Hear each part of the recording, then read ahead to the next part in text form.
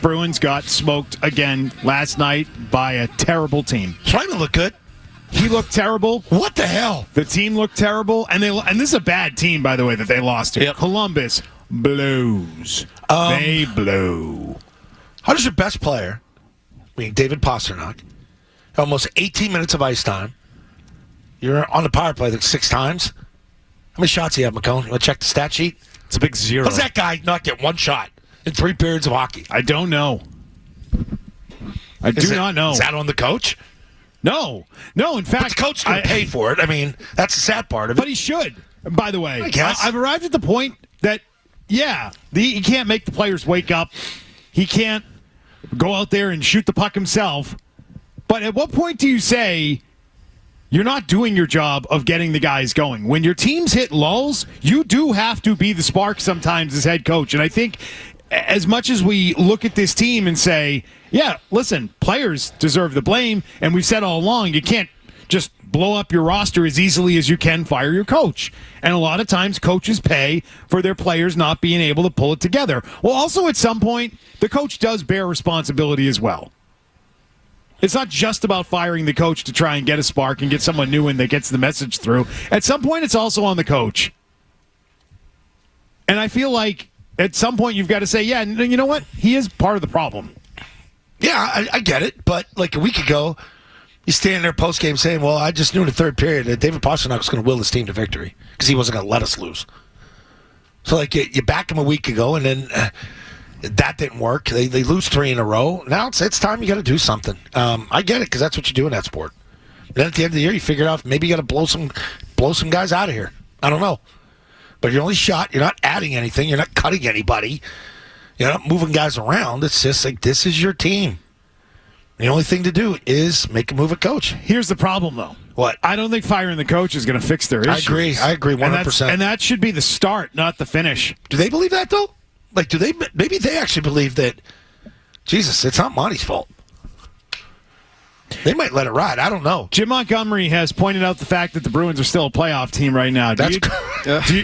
Why do you think he did that? Grasping at straws. He's like getting desperate now because, like, I mean, you backed the players last week. It's like that roller coaster ride. It's up and down, and now you're running out of things. Like, what did he say 2 weeks ago? It was, it's not how we start; it's going to be how we finish. Because we've come out of the gate on fire before, and it just didn't work out in the end. You know, and we get knocked out early. It's going to be more how we finish. Like, you're running out of things now. Okay, now we're technically a playoff team. Yeah, if you're Montgomery, you didn't feel that way 2 weeks ago. But if you're Montgomery, it's job security, right? You say, hey, this feels like rock bottom right now. I understand that, but we're going to get this thing turned around. And rock bottom, by the way, is still a playoff team. That's the way that you would spin it if you're Jim Montgomery. It's self-preservation, number one, to point it out, to say, hey, we're a playoff team right now. Yep. And I'm wondering if he said that because that was somehow relayed to him as far as expectations went for this team. To his bosses, what do you want? You said you wanted a playoff team. You said we might take a step back this year. We're a playoff team. We're exactly what you wanted. How are you going to fire me? How are you going to send me packing? This is what you gave me. This is the roster you gave me. And so, hey, I've done what you wanted me to do with it, which was make it a playoff team. And here they are.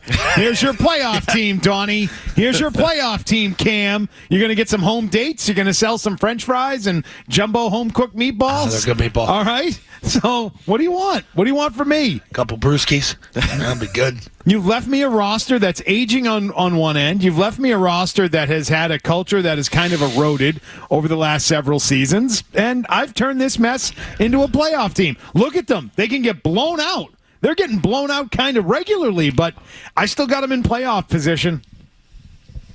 That could be exactly what it is. Yeah. I don't want to call it a flipping of the bird. Yeah. But I heard that, and I'm kind of like, maybe he knows. Maybe he just knows that that's what they were looking for, and he's going to remind them of it. Hey, you wanted playoffs, we've got it.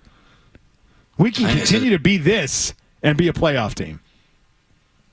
It was just a lifeless performance last night. Again, how many of these are they going to have? How about the shorthanded goal where they actually got back on defense and the guy went down the right boards, still got around and got into Swayman and stuck it right in. Like it was so non-competitive at times.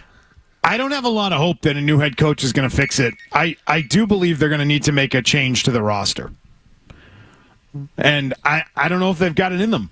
I don't know if they've got the ability, like the guts, to just say, you know what, we're a playoff team, but we know that this team has no hope.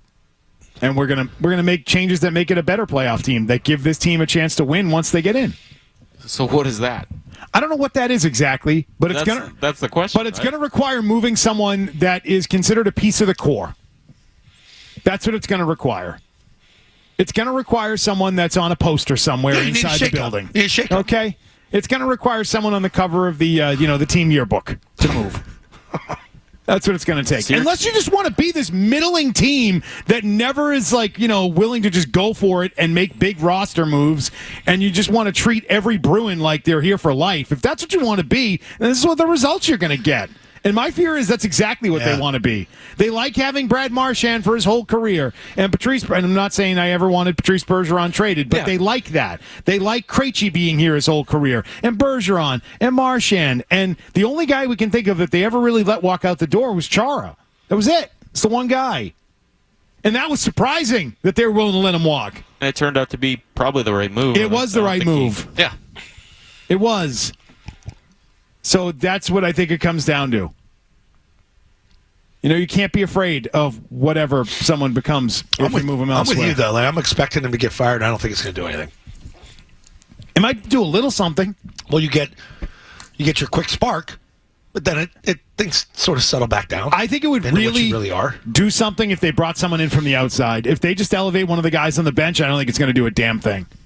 If they bring someone in, teacher, it's a substitute teacher. Right, is the elevation of the interim head coach. If there's someone on the outside that they like, that they bring in and sign to a 3-year contract, all of a sudden I think that might result in something.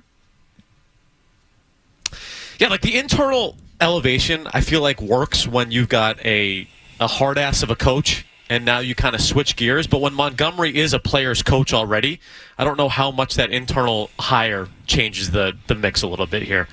But the reality of the situation is, man, you just have so many players underperforming. From Swayman, like you talked about, obviously, and just not even close to what you were hoping for, and probably should have been expected, the fact that he missed training camp moving forward. But like an Elias Lindholm, your big offseason acquisition. Yeah, but he's given up goals he hasn't given up like that before. It's just brutal. Yeah, that's like the easy ones. It's one thing you don't see it or gets tipped, and that's not on him. Or you take out the goalie. Like the first one was, right? Took him out. Here's what I know really shouldn't be an option for this team, and that's doing nothing. Like just showing up every night and continuing to have these nights. Sorry, you've got paying customers that deserve more than that. Yeah, they're not stupid. Okay? It feels like the team is waiting for something to happen, by the way, too, almost, right? Like they kind of have this they're hanging over their head a little bit, yeah. Again, what I tell you last week, talked to somebody close to the situation, said this team's good. They're better than what they're playing. They're a playoff team. And they're going to figure it out. They're going to go on a run. Everybody's going to shut up. That's not happening. I'm waiting for the run. Yeah. And I think they're all waiting for it, too. They're on a run. It's a negative run. I think it's just going to happen, I guess. 3 in a row, right? Yeah. 3 in a row now they lost. But, I do think he's getting closer and closer to the firing happening. Been talking about it for weeks. And here they are again. But they're a playoff team, and he pointed that out. Maybe in an act of self-preservation. It's weird. That's kind of like how they feel, huh? Monty feels that way. Don't you feel like Sweeney is flying under the radar here, though, in terms of this roster? No, I think fans. I think if you polled fans right now, they'd all want Sweeney gone. Not all, but you know what I'm saying. Yeah.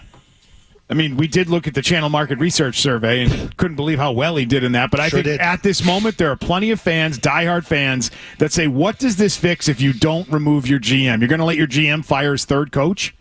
At what point does the GM pay a price? But I think if we're dealing in reality, there's no shot his job's in trouble. And so that's why we kind of avoid the discussion, and he skates. I don't think fans are not thinking about it, though. I think he skates because we just don't bother to spend the time on it because he's not going to get fired. Yeah.